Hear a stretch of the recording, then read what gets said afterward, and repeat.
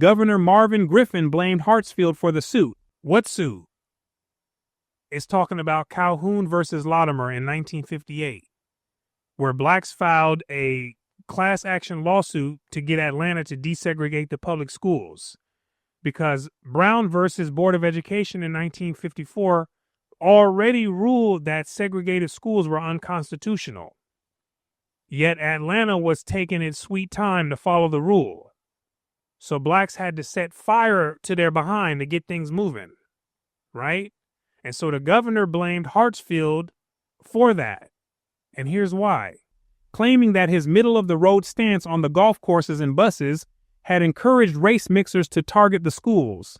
He's saying Hartsfield was too soft with defending bus and the golf course desegregation. And the idea that many segregationists had was that if you give Negroes an inch, they would go until they covered an entire mile, right? The mile in this instance was the public schools. Lieutenant Governor Ernest Vandiver ominously predicted that the suit would mean the end of the public schools in Atlanta. Why?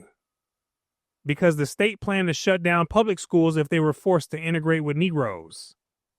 They had what was known as the private school plan, which was essentially switching many of the white schools from public into private to avoid integrating with blacks. Despite his background, Hooper believed massive resistance was doomed. Hooper was a judge and a native Georgian, and he believed that massive resistance, or this plan for segregationists to circumvent what they perceived as forced integration, he believed that that would fail. And he said this: "Even the most ardent segregationists in the land now recognize that racially segregated public schools are not permitted by law." Why not? Because as we mentioned previously, Brown versus the Board of Education had already ruled that state-sponsored segregated schools were unconstitutional. And again, all of this was clamping down on white supremacy and contributing to its decline. We always have to keep that in mind when we're going over this, because that's the core theme that builds into understanding how this stuff is working, right? Let's keep going. In light of recent federal court decisions, he held, Atlanta's segregated school system was clearly unconstitutional. At one point, it was permissible and completely acceptable as the normal part of society. But then as time moved forward, as events influenced new goals, and as the societal energy shifted, it suddenly changed and it became unconstitutional. Immediately, Atlanta's leaders pressed the local option idea again. The local option was a plan to allow each city to decide how they wanted to handle the public schools, instead of the state pushing them into the private school shutdown plan. Because remember, it was Talmadge, the state governor, who proposed the private school plan in 1953. So the local option was a push to allow locals to decide for themselves instead of having the state make this overarching decision. And on top of that, it was already understood that the private school plan wasn't going to work because other places had already attempted it and got shut down. The governor of Arkansas tried it in 1958, and the local courts ruled that public money couldn't be siphoned into private hands to avoid integration. Virginia in 1959 went for it too, and the courts hit it with the Dikembe Mutombo. They blocked it, right? So the local option appeared more compliant with the courts, and it had a higher chance for success. Now, the proponents of the local option formed a group called Help Our Public Education, or HOPE, which was intended to strengthen the cause. Now, let's hear a little bit more about this group. On the whole, however, HOPE members were typically upper-middle-class college-educated white mothers, many with children then in the public schools. But there is a catch to this, as we will see coming up. In a number of ways, they had natural ties to the Hartsfield Coalition. Here it comes. Many lived in elite North Side neighborhoods, and several were married to local politicians or rising stars in the business community, which means they didn't live around blacks. They lived on the opposite north side of Negroes, which whites on the south side are going to call out later on, but stay focused before we get to that. Likewise, in terms of tactics, Hope followed the local option approach favored by these same forces. Here's what Representative Francis Pauley said. Hope, Inc. will not enter into the controversy of segregation versus integration. It will say that we want schools, public schools, operating legally.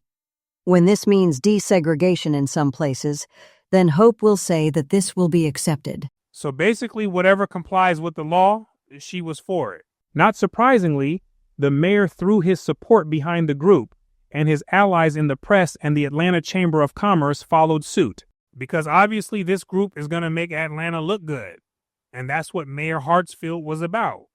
Although Hope presented itself as simply an organization of concerned mothers, it had become, in many ways, the unofficial voice of official Atlanta on the topic of open schools.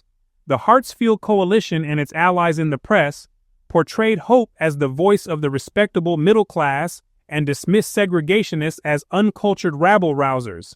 But in truth, Atlanta's middle-class whites were sharply divided on school segregation. What do you think the division was based on? What made some whites pro-segregation and others against it? We're going to see later on if you haven't already guessed it. In the 1954 elections, for instance, slightly more than half of Atlanta's middle-income whites voted for the private school amendment. If public schools were forced to desegregate, they wanted them shut down and a system of private education erected in their stead. 4 years later, many still felt this way, like this Atlanta attorney here. Yes, I would like to cooperate with you to keep our public schools open, but never at any cost. Private schools or home study would, to me, be far preferable to public integrated schools, and I hope that you feel the same way. I cannot understand how any native Georgian could take any other position. He couldn't fathom how any native Georgian could promote integrated schools. It just didn't make any sense to him. Now, when he says native Georgian, he's obviously referring to whites. Blacks don't even count in his mind, so he's not talking about them. Right? That's how low on the scale they were to him. And that's why he preferred private or homeschool options before integration. Other middle-class whites reacted with similar disbelief. In a state where 40% of our population is Negro, we can certainly look forward to amalgamation of the races if they are mixed in our schools.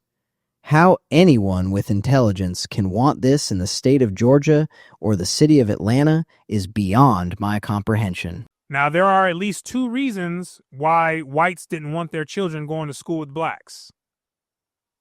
The first, that we all know, is to maintain distance and the feeling of superiority. But the second is a bit different. The second has to do with cultural differences. Now, we know that black culture was fundamentally a product of slavery, where they were forced to embody certain values and priorities, which were then translated into a lifestyle, right? And a way of thinking, and a mentality, and a consciousness. Many whites, like the gentleman here, weren't too fond of that. And they didn't want it rubbing off on their white children, right? And a third and bonus reason was that they didn't want their children growing up and having children with Negroes, because eventually this would lead to a reduction in the white population, which threatens white supremacy, right? Each of these are why he couldn't understand for the life of him how anyone with intelligence would promote the mixing in the schools. Although middle-class whites remained divided on the matter, both sides sought to claim their class's respectable identity for themselves and characterize their opponents as representatives of other classes. The Hartsfield Coalition painted segregationists as rednecks who stood in the way of progress, throwing them under the bus, because that upfront and open white supremacy stuff was on the decline, and it was going out of style, and it was making the city look backwards. So in his mind, The people in the way were the ones that were still hanging on to that and spewing it out in the open. Meanwhile, segregationists responded by charging that only those in the silk stocking crowd were pushing policies of integration, which, if they came to pass, would never affect them. Indeed, throughout the late 1950s, working class and middle class whites who lived on the city's still shifting racial fronts repeatedly stressed that if school desegregation came, it would certainly come in their neighborhoods. The richer whites who supported Hope and Hartsfield would be shielded from desegregation because blacks lived nowhere near them. That's where the middle class white divide came in that we heard about earlier. The whites who wouldn't be affected by integration could be in favor of it because they didn't have to deal with the consequences. Right? They didn't have to go to sleep thinking about the question of what are you going to do when the Negro goes to school with you? The whites who did have to deal with it felt like they were thrown under the bus. Now pay attention to what this man wrote to Francis Pauley of Hope. Millions cannot understand why mothers of white children, and I suppose you are a mother, can support a political-inspired issue such as the school mixing mess under the guise of loosing your public schools. Are you a wealthy parent where mixing will not touch you and yours? Often, this class division was reduced to simple geography. Come on with it. The rich whites of the North Side, segregationists groused, were sacrificing middle-class whites of the South Side, cooking them. Got the South Side whites turning slowly over the fire like a rotisserie chicken. The sacrificial whites cook slowly to the gods of integration. This stuff is wild, isn't it? Now listen to what this man said about that in 1958. I have been so busy during the past few days that I am unable to quote the latest bounty offered for the scalp of Northsiders, who strive so earnestly to thrust the Negro in our Southside schools, while they are free from the threat. Infuriated by Hope's brainwashing, these Atlantans formed the Metropolitan Association for Segregated Education, MACE. It's getting wild. And we're going to hear more about them in the next commentary, so definitely be on the lookout. All right? And so I thank you for your time and attention. My name is Brooklyn St. Michael. And I'll see you in the free world.